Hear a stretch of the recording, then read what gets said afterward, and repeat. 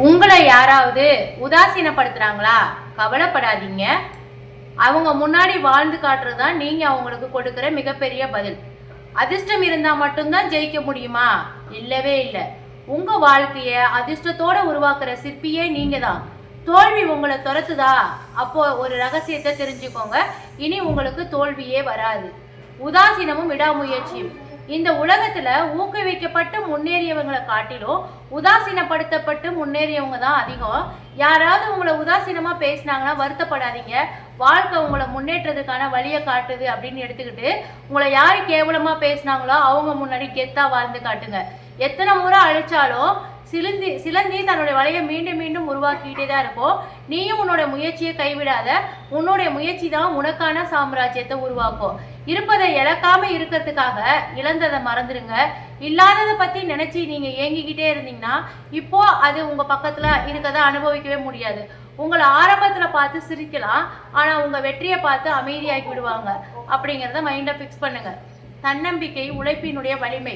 இப்போ உங்களுடைய வாழ்க்கையில எவ்வளவு இருள் சூழ்ந்திருந்தாலும் பரவாயில்ல, உங்ககிட்ட நம்பிக்கை அப்படிங்கிற ஒளி இருந்தா போதும், அது உங்க வாழ்க்கையை ஒளிமயமா மாத்திடும். முயற்சி செய்யாம இங்க எதுவுமே கிடைக்காது.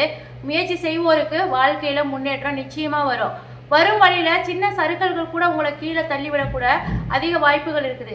ஆனா வாழ்க்கை அப்படிங்கிற உயரத்துல மேல போறதுக்கு, அடைஞ்ச உயரத்தை தக்க வச்சுக்கிறதுக்கு ரொம்ப கடுமையான முயற்சி தேவை அப்படிங்கிறத மறந்துடாதீங்க. உங்க திறமைகளை நீங்க பயன்படுத்தாம இருந்தா அது தன்னுடைய ஆற்றலை இழந்துகிட்டே இருக்கும். வாழ்க்கையில முன்னேற நீங்க திறமையை பயன்படுத்துங்க, உங்க ஆற்றலை மேம்படுத்துங்க.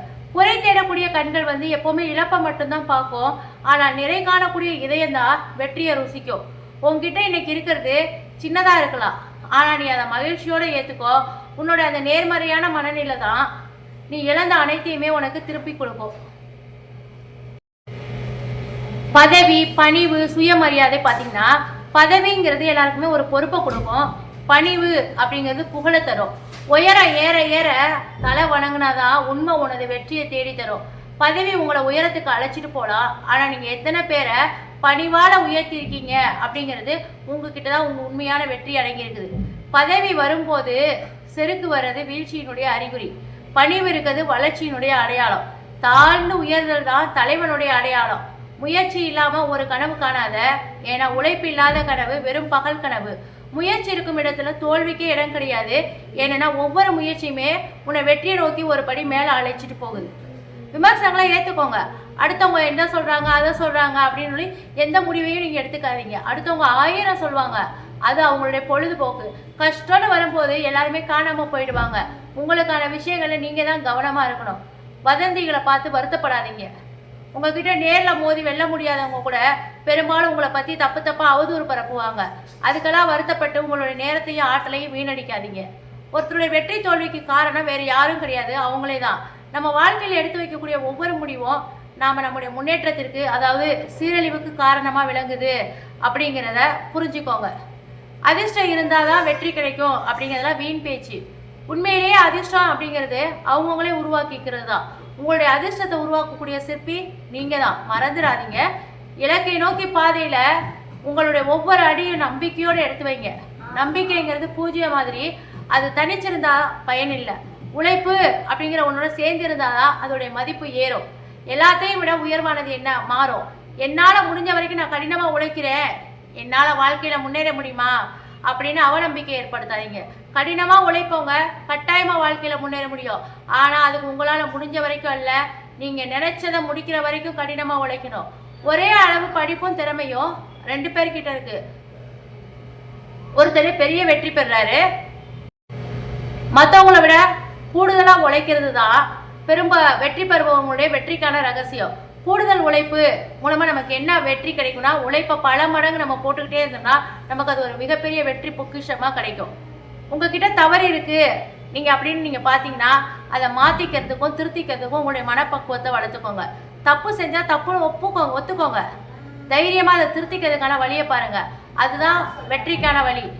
நேற்று அப்படிங்கிறத மாற்ற முடியாது, ஆனால் இன்னைக்கு அப்படிங்கிறத சரியாக பயன்படுத்தினா நாளைங்கிறது நீங்கள் விரும்பின மாதிரி இருக்கும், அழகாக செதுக்கிக்க முடியும். நீ போகிற பாதை ரொம்ப கடுமையாக இருக்குது அப்படின்னு கலங்காத. பாதையை குறித்த உன்னுடைய பார்வையை மாற்று, எல்லாமே சரியாயிடும்.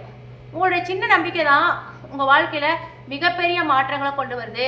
ஒரு ஆலமரம், ஒரு மாபெரும் ஆலமரம் எப்படி ஒரு சின்ன விதையிலேருந்து தொடங்குதோ அது போல தான் உங்கள் வாழ்க்கையோட வெற்றிகளும் ஒரு சின்ன நம்பிக்கையிலேருந்து தான் வருது. உங்களுடைய எண்ணத்தை போல வாழுங்க, மற்றவங்கள போல வாழ முயற்சி செய்யாதீங்க. நீங்களே உங்களை வருத்திக்காதீங்க. உலகம் உங்கள் மேலே வச்சிருக்கக்கூடிய பிம்பத்துக்கு நீங்கள் வாழணுங்கிற அவசியம் கிடையாது. அது உங்களுடைய அடையாளம், உங்களுடைய சிந்தனை, உங்களுடைய வழி. இதை செதுக்கக்கூடிய உண்மையான சிற்பம். எண்ணம் சரியாக இருந்தால் எல்லாமே சரியாக போயிடும். உங்ககிட்ட எண்ணங்கள் தூய்மையாக இருக்கும்போது உங்களை சுற்றி இருக்கக்கூடிய குழப்பங்கள் தானாகவே விளங்கிடும். பிரச்சனை அப்படிங்கிறத தொலைநோக்கியை போலவே நீ பார்க்கும் பார்வையில் தான் அடங்கியிருக்கு. அதை நீ பெருசாக நினச்சா பெருசாக தோணும், சின்னதாக நினச்சா அது ஒரு பொருட்டாவே தெரியாது. எந்த பிரச்சனையாக இருந்தாலும் கொஞ்சம் தூரத்தில் வச்சு பார்க்க பழகுங்க. இப்போ தேனிக்கிட்ட நம்ம என்ன பாடம் கற்றுக்கலாம்? தேனியை போல் எல்லாருமே சுறுசுறுப்பாக இருங்க அப்படின்வாங்க. உங்கள் உழைப்பு வீணாக போனாலும் யாராவது திருடிட்டாங்களோ கவலைப்படாதீங்க.